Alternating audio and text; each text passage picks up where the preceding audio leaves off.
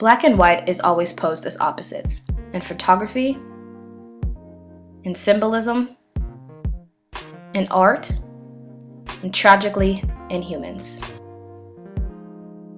As a Black girl living in a predominantly white neighborhood, I was often someone's foil character. I was the contrast, the outcast, the different one. This is my experience as a Black girl in a predominantly white institution.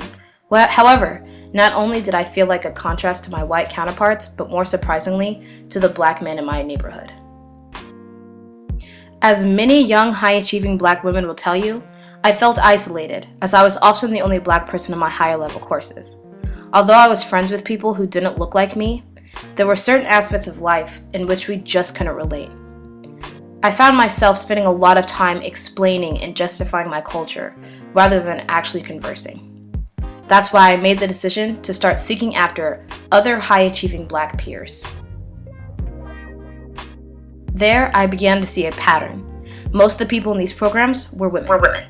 After noticing this trend, I began to notice that in my advanced classes in school, if there was any other Black student with me, that student was a woman.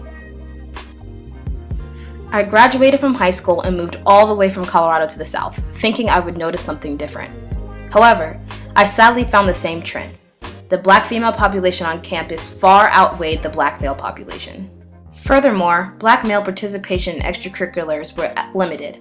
As the president of BSA and gospel choir, we had a hard time getting men to join the club. So today, I begin to investigate the question of why. Why do Black men seem so disconnected with education? I began my research by asking Malcolm Yubua, who works for a nonprofit that focuses on getting young Black males to college.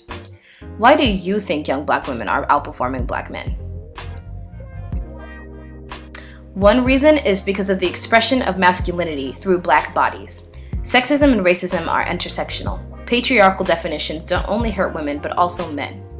Black men view masculinity through commodification of the body. Black men being good at sports is a stereotype that's been largely internalized. Without a focus on education, many Black men see sports as their avenue to masculinity, while images of Black education is portrayed to the contrary. The second is the lack of educated Black men as role models. While Black women see little to no representation in the media of themselves, Black males have seen a sudden influx of Black male public figures. Unfortunately, the role models that they see usually convey the message that entertainment and sports are the only keys to economic mobility, rather than education. Many role models are actually high school or college dropouts. Lastly, the school-to-prison pipeline disproportionately affects men to women. Unfortunately, many young Black males end up in prison rather than in the university, which exacerbates the role model problem as disengagement with academia is transferred throughout generations.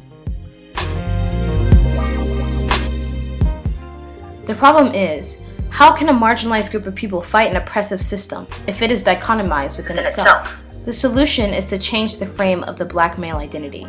We must educate ourselves and stand in solidarity. To our own people, we should never be the outcast, the contrast, the foil character, but a plethora of colors and shapes to contribute to a more beautiful picture.